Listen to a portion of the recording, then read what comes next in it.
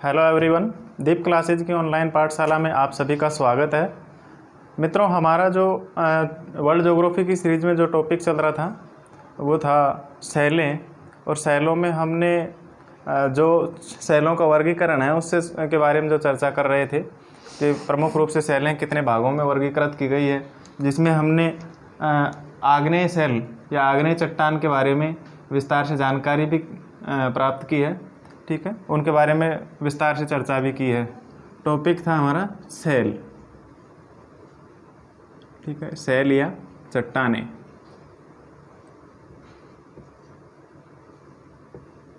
Rocks. ठीक है, इसमें चट्टानों का जब वर्गीकरण किया, जिसमें आग्नेय चट्टानों के बारे में हमने विस्तार से चर्चा की है। उसके बाद में सेकंड जो है अवसादी चट्टानें।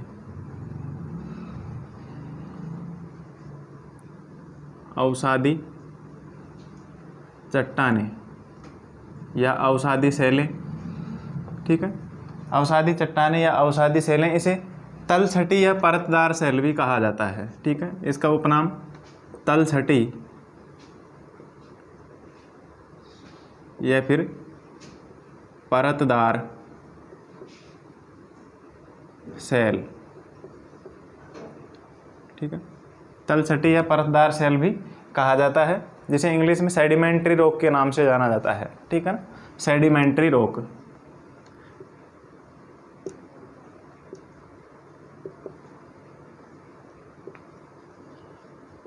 Sedimentary rock. देखिए मित्रों, सबसे पहले हम इसके शब्द के बारे में, अब जो अवसादी शैल है, अवसादी या अवसाद शब्द किस भाषा से बना है, मूलतः इसका शाब्दिक अर्थ क्या है, इसके बारे में चर्चा करेंगे। उसके बाद में फिर इसकी डेफिनेशन देखेंगे कि अवसादी शैल किसे कहा जाता है। ठीक है, तो सबसे पहले अवसादी, जो कि अवसादी शब्द है, ये अवसादी शैल किससे बना है? अंग्रेजी भाषा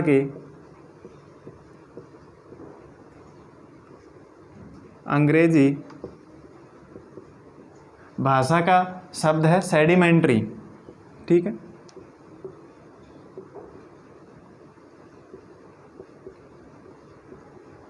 ये किस भाषा का शब्द है? अवसादी अंग्रेजी भाषा का सेडिमेंट्री का हिंदी अनुवाद है। ठीक है, जो कि मूलतः किससे बना है? लैटिन भाषा के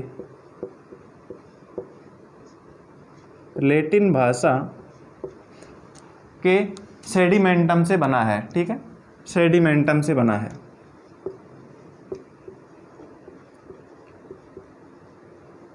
लैटिन भाषा के सेडिमेंटम से बना है। ठीक है, अवसादी जो कि अंग्रेजी भाषा के सेडिमेंट्री का हिंदी अनुवाद है, जो मूलतः लैटिन भाषा के सेडिमेंटम से बना है, जिसका शाब्दिक अर्थ होता है, शाब्दिक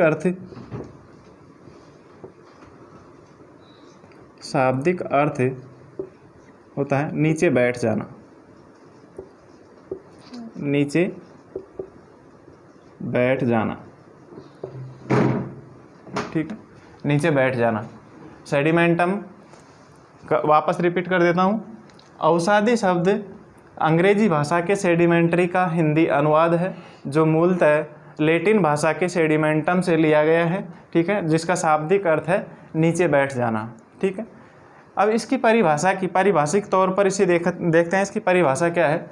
धरातल के अपरदनात्मक कारकों के माध्यम से जमा किए गए अवसादों के निक्षेप से निर्मित चट्टानों को क्या कहा जाता है? अवसादी चट्टान कहा जाता है। ठीक है, देखिए, धरातल के निक्षेप से निर्मित धरातल के अपरदनात्मक कारकों, धरातल के अपरदनात्मक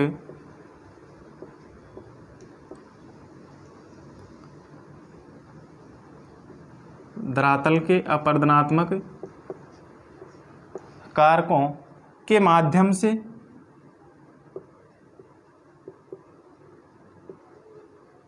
माध्यम से जमा किए गए अवसादों के माध्यम से जमा किए गए अवसादों के निक्षेप से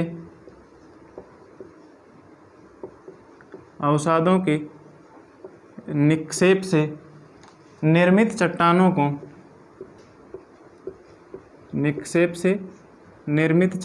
को किस नाम से जाना जाता है?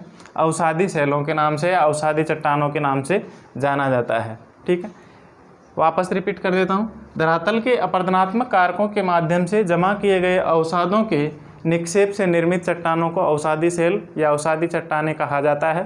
ठीक है, इसकी दूसरी परिभाषा पृथ्वी तल पर आग्नेय व रूपांतरित शैलों के अपरदन से प्राप्त अवसादों के क्षेत्र विशेष में परत दर परत जमाव से बनी शैलें क्या कहलाती है? अवसादी शैलें कहलाती है या अवसादी चट्टानें कहलाती है। ठीक है, इसमें सिलिका कैल्साइट तथा लोह यौगिक सिलिका कैल्साइट इसमें सिलिका कैल्साइट तथा लोह यौगिक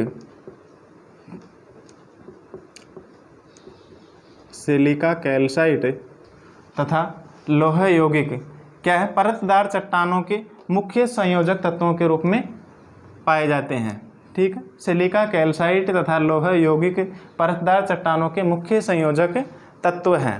ठीक है, अवसादी चट्टानें, ठीक है, ये चट्टानें भूपर्पटी के पूरे आयतन का केवल 5% भाग ही निर्मित करती है। ठीक है, भूपर्पटी के पूरे आयतन का केवल कितना? 5% भाग। ठीक है, 5% भाग निर्मित करती है, जबकि 95% भाग, ठीक है, जबकि 95% भाग आग्नेय और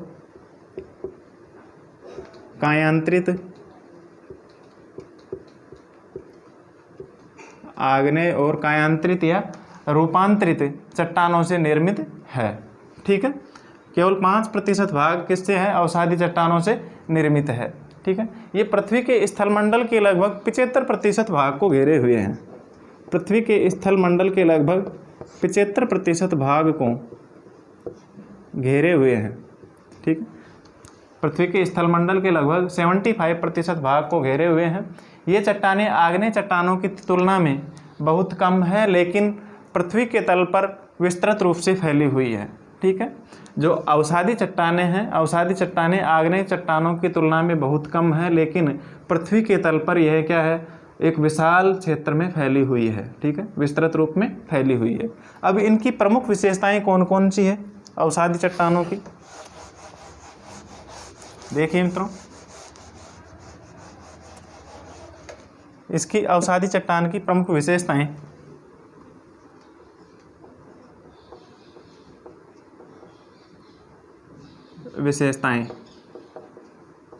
ठीक है, ये चट्टानें क्या होती है? इन चट्टानों में परतें पाई जाती हैं। ठीक है, परतदार होती है। ठीक है, अवसादी चट्टानें परतदार होती है। ठीक है, इनमें जोड़ एवं संधियां उपस्थित होते हैं। इनमें जोड़ एवं संधियां उपस्थित होती है। जोड़ एवं संधियां उपस्थित होती हैं। ठीक है, इनमें रवे नहीं होते हैं। ठीक है, ये रवेदार नहीं होती है। अवसादी चट्टानें रवेदार नहीं पाई जाती। ठीक है, जबकि आग्नेय चट्टानें क्या होती है? रवेदार होती है। ठीक है, अवसादी चट्टानें रवेदार नहीं होती है। इन चट्टानों में जीवाश्म पाए जाते हैं। इन चट्टानों में जीवाश्म पाए जाते हैं। ठीक है मित्रों, ये इसकी प्रमुख विशेषताएं हैं। आग्नेय चट्टानों में जीवाश्म नहीं पाए जाते हैं, जबकि अवसादी चट्टानों में जीवाश्म पाए जाते हैं। ठीक है, ये चट्टानें अपेक्षाकृत मुलायम होने पर क्या होती है? शीघ्र अपरदित होकर पुनः क्या हो जाती है? विक्षेपित हो जाती है। ठीक है, ये चट्टानें मुलायम होने पर शीघ्र अपरदित होकर के क्या हो जाती है? पुनः विक्षेपित हो जाती हैं। ठीक है, इसलिए इसमें क्या है, मिश्रित तत्वों की प्रधानता पाई जाती है। ठीक है, अवसादी चट्टानों में मिश्रित तत्वों की प्रधानता पाई जाती है। ठीक है, देखिए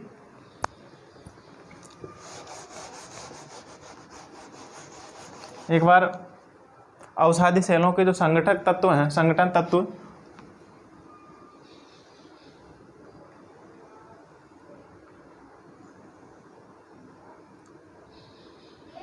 ठीक है, अवसादी सेलों के संगठन। अब यहाँ पर चूना पत्थर, इनके आकार के आधार पर बता देते हैं किस प्रकार से कौन से संगठक तत्व इसमें सर्वाधिक मात्रा में पाए जाते हैं। चूना पत्थर,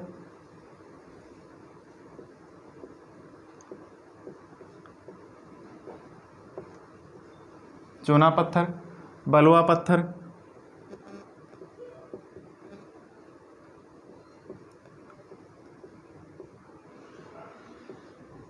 बलुआ पत्थर और सेल।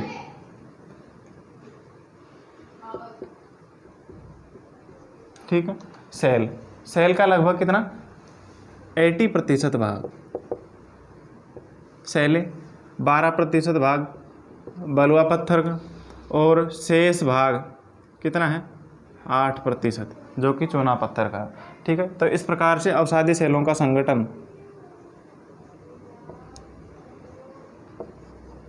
अवसादी सेल संगठन मौजूद है। ठीक है, इस प्रकार से। ठीक है, अब क्षैतिज तल पर इनका वितरण किस प्रकार से पाया जाता है।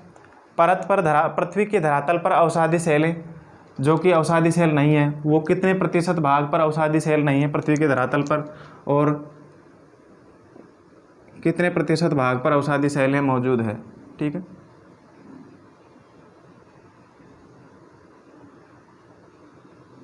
देखिए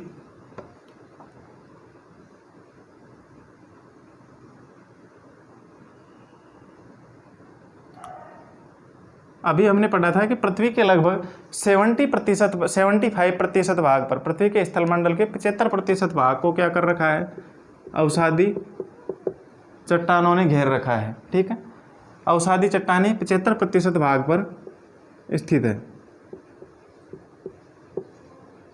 ठीक है, इसका क्षैतिज वितरण पाया जाता है लगभग कितना, क्षैतिज तल पर वितरण 75% भाग पर पाया जाता है।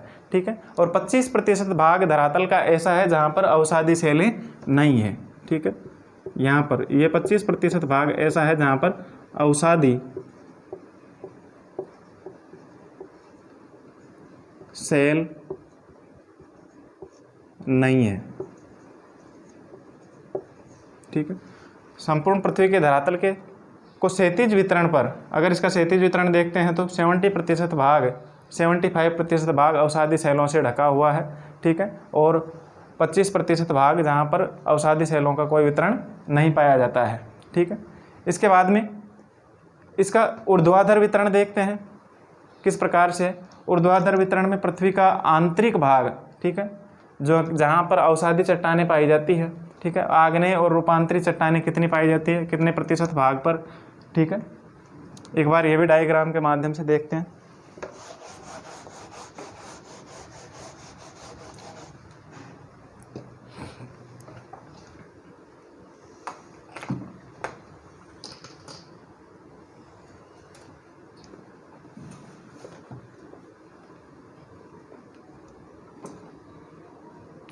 ठीक है, इस प्रकार से जो कि ऊर्ध्वाधर तल का वितरण है। ठीक है, पृथ्वी के ऊर्ध्वाधर तल का वितरण जहाँ पर पृथ्वी का जो आंतरिक भाग है वहाँ पर अवसादी चट्टानों का कितना प्रतिशत भाग है। ठीक है, ठीक है, ये 5% भाग। ठीक है, लगभग 5% भाग पर। ठीक है, 5% भाग किससे बना हुआ है, अवसादी चट्टानों से निर्मित है। ठीक है, अभी हमने पढ़ा था अवसादी चट्टानों से।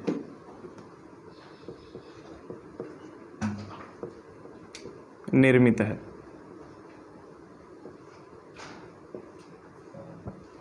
ठीक है, ये तो क्या है, क्षैतिज तल का वितरण हो गया। ये तो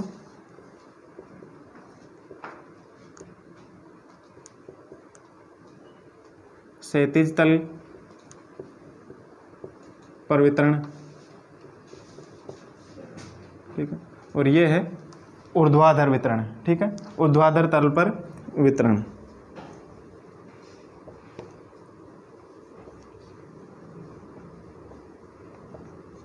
तल पर वितरण, ठीक है। तो यहाँ पर ऊर्ध्वाधर तल पर 5% भाग तो क्या है, अवसादी चट्टानों से निर्मित है। अवसादी चट्टान पाई जाती है, ठीक है, पृथ्वी के आंतरिक भाग में 5% है, और शेष 95% भाग किससे बना हुआ है, आग्नेय तथा रूपांतरित चट्टानों से निर्मित है। आग्नेय और रूपांतरित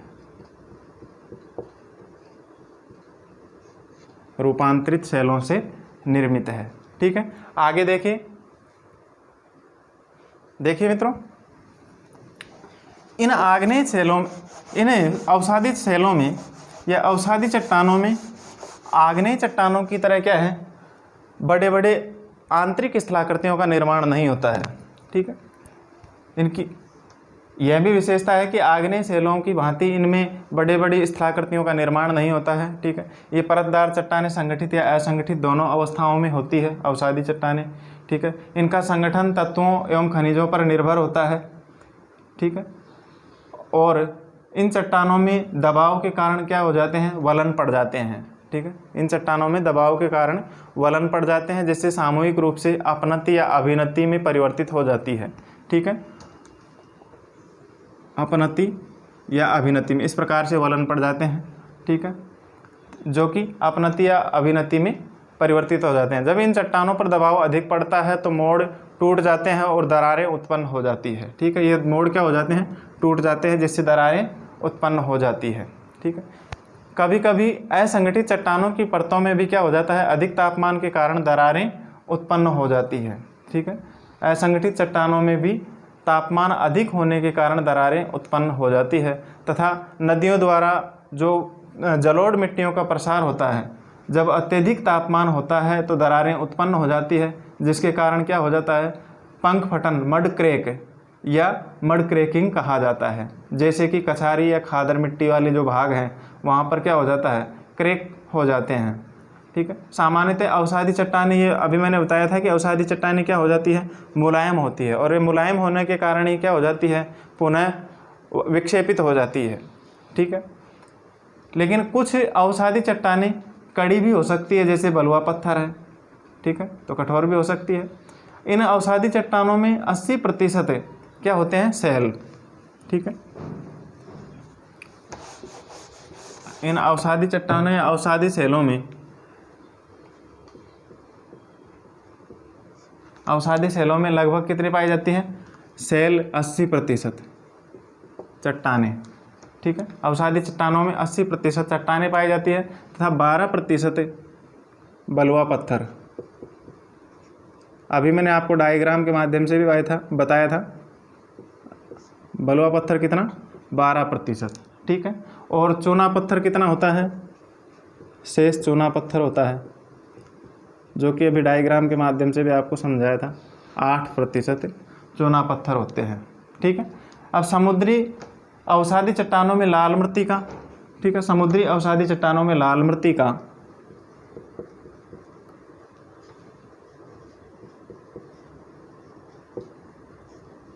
मृत्तिका रेड क्ले तथा सिंधु पंख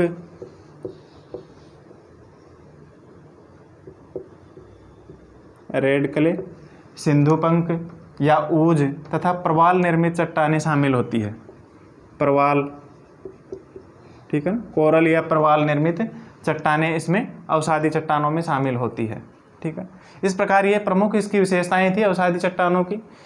इसके बाद में आगे है अवसादी चट्टानों का वर्गीकरण, ठीक है।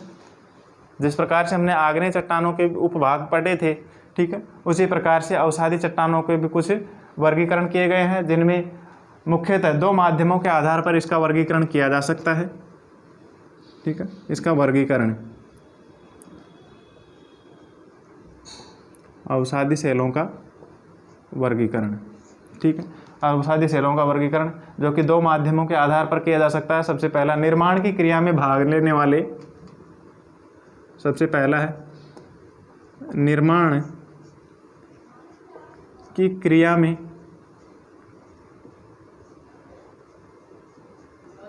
भाग लेने वाले अवसादों के आधार पर, भाग लेने वाले अवसादों के आधार पर, ठीक है। निर्माण की प्रक्रिया में भाग लेने वाले अवसादों के आधार पर अवसादी चट्टानों का वर्गीकरण, ठीक है। अब यह मुख्यतः इसे भी अलग अलग सब डिवीजन किए गए हैं, उपभाग इसके बताए गए हैं। पहला है खंडज या यांत्रिक क्रियाओं या चट्टान चूर्ण द्वारा निर्मित सेल, ठीक है। इसमें पहला है खंडज या यांत्रिक, ठीक है, या फिर चट्टान चूर्ण द्वारा निर्मित सेल, ठीक है। दूसरा है खंडज यांत्रिक या चट्टान चूर्ण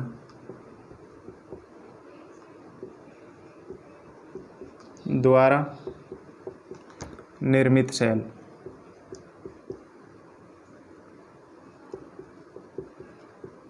ठीक है। इसके बाद में दूसरा है अखंड सेल,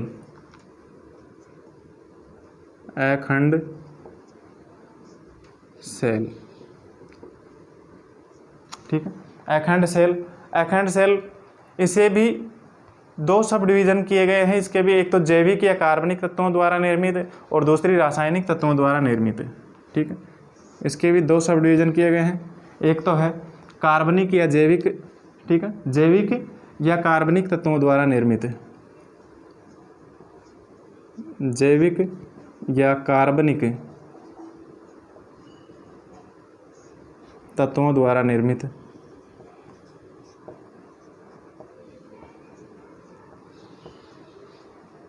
जैविक या कार्बनिक तत्वों द्वारा निर्मित सेल, और दूसरी है रासायनिक तत्वों द्वारा निर्मित, रासायनिक तत्वों द्वारा निर्मित, ठीक है मित्रों। एक बार वापस रिपीट कर देता हूँ इसे। अवसादी चट्टानों का जो वर्गीकरण किया गया है उसे दो माध्यमों के आधार पर वर्गीकृत किया जा सकता है। पहला निर्माण की क्रिया के आधार पर भाग लेने वाले अवसादों के आधार पर है, जो कि खंडज या यांत्रिक, इसके आधार पर पहला डिवीजन खंडज या यांत्रिक या चट्टान चूर्ण द्वारा निर्मित सेल। दूसरा है अखंड सेल, अखंड सेलों के भी दो सब डिवीजन किए गए हैं। एक तो जैविक या कार्बनिक तत्वों द्वारा निर्मित और दूसरा है रासायनिक तत्वों द्वारा निर्मित, ठीक है। अब इसमें सबसे पहले जो खंडज या यांत्रिक चट्टान चूर्ण द्वारा निर्मित सेल है उसके बारे में चर्चा करेंगे, ठीक है। खंडज या यांत्रिक चट्टान चूर्ण द्वारा निर्मित सेल, ठीक है। इसमें क्या होता है, अपक्षय की क्रियाओं के परिणाम स्वरूप चट्टानों में विघटन होता रहता है, ठीक है। इसमें क्या होता है, अपक्षय की क्रियाओं के परिणाम स्वरूप क्या होता है, यांत्रिक क्रियाओं के फलस्वरूप चट्टानों में विघटन, ठीक है, चट्टानों में विघटन, ठीक है। चट्टानों में विघटन होता रहता है, जिससे सेलें क्या होती है, कमज़ोर होकर के छोटे तथा बड़े टुकड़ों में टूट जाती है, ठीक है। सेलें कमज़ोर होकर के क्या हो जाती है, छोटे या बड़े टुकड़ों में टूटती है, ठीक है।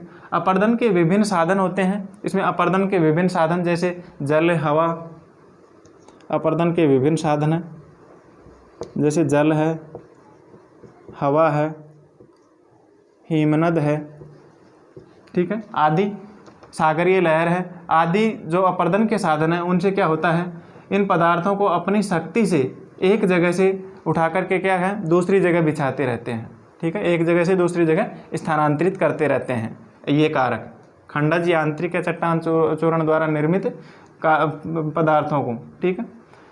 अभी इसमें मूल सेल विखंडित कणों से क्या होती है, बने अवसाद के जमाव से निर्मित होने के कारण ये खंडज या अवसादी सेल कहलाती है, ठीक है। वापस रिपीट कर देता हूँ कि मूल सेल के विखंडित कणों से बने अवसादों के जमाव से निर्मित होने के कारण यह खंडज या खंडज अवसादी चट्टानों के नाम से जानी जाती है। यह खंडज अवसादी सेल कहलाती है। ठीक है। इस श्रेणी की चट्टानों में बलुआ पत्थर, खंडज श्रेणी की चट्टानों में बलुआ पत्थर,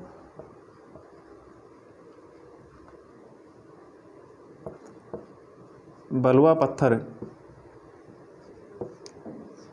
कांग्लोमरेट,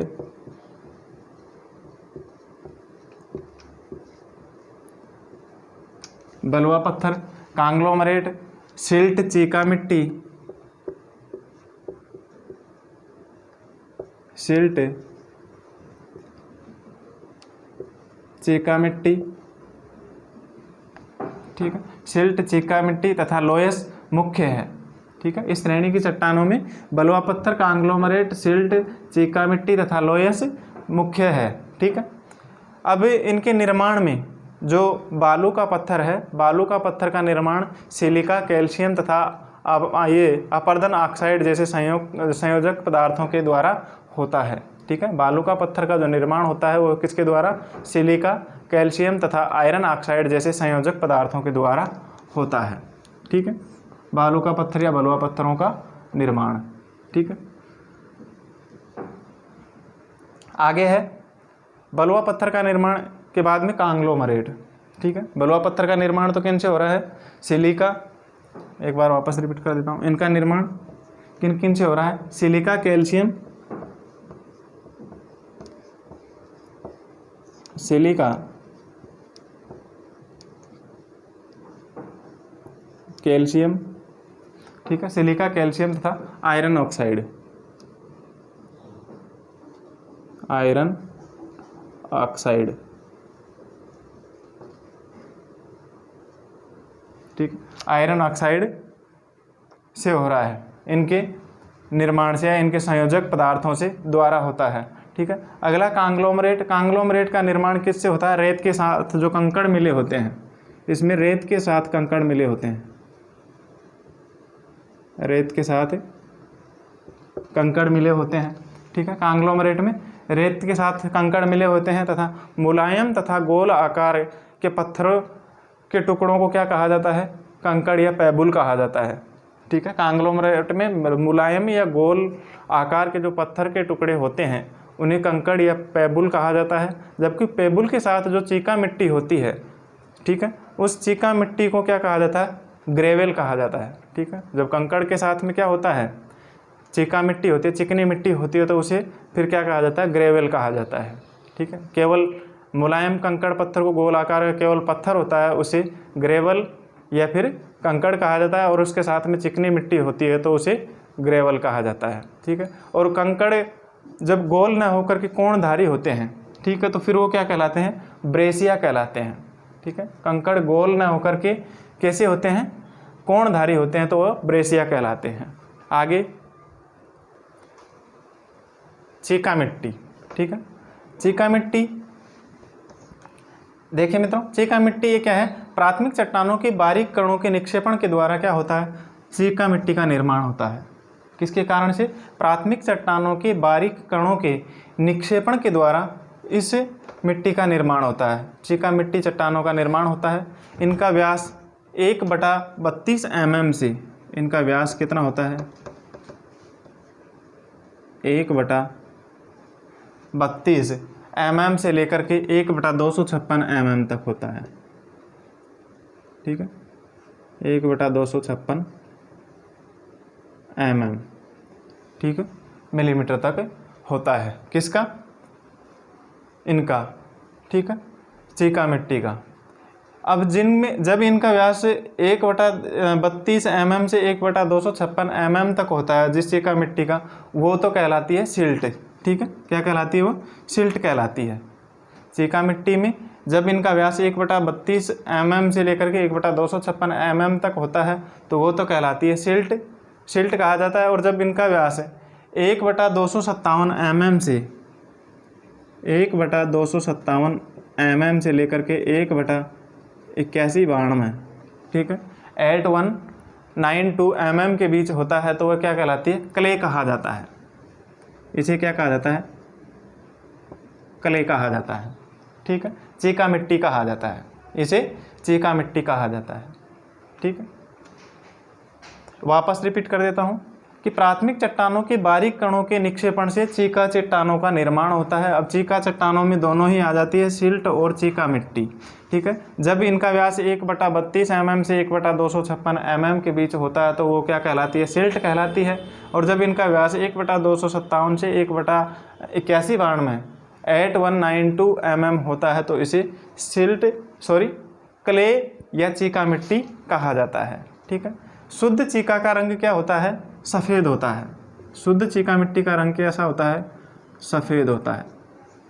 ठीक है, सेल चट्टानें ये क्या होती है? सेल चट्टानें अप्रवेश्य स्वभाव की होती है, जिसके कारण विश्व के अधिकांश तेल भंडार इन्हीं चट्टानों के ऊपर स्थित होते हैं। कौन सी? सेल चट्टानों के ऊपर। ठीक है, ये क्या होती है? अप्रवेश्य स्वभाव की, जिसके कारण से अधिकांश तेल के भंडार इन्हीं चट्टानों के ऊपर पाए जाते हैं। ठीक है, अब इन बहुत ही बारीक या महीन कणों के निक्षेपण से ही चीन के लोयस पठार का निर्माण हुआ है। ठीक है, जो ये चीका मिट्टी और सिल्ट हैं, ठीक है, इनसे महीन बारीक कणों के निक्षेपण से ही चीन के पठार का निर्माण हुआ है। ठीक है, आगे है मित्रों खंडज सेल के बाद में नेक्स्ट है अखंडज सेल। ठीक है, खंडज सेल के बाद में आता है निर्माण की क्रिया में भाग लेने वाले अवसादों के आधार पर जो इनके दो भाग किए गए थे, उसमें पहला खंडज या यांत्रिक या चट्टान चूर्ण और दूसरा है अखंडज सेल। ठीक है, अखंडज सेल, अखंडज सेल। ठीक है, इसको भी दो भागों में बांटा गया था, जो कि मैंने अभी बताया था आपको। एक तो जैविक या कार्बनिक तत्वों द्वारा निर्मित चट्टानें और दूसरी बताई थी रासायनिक पदार्थों के द्वारा निर्मित सेलें। ठीक है, तो इनकी हम डिटेल से अगली क्लास में चर्चा करेंगे। धन्यवाद, आज की क्लास यहीं पर समाप्त होती है। ठीक, थैंक यू।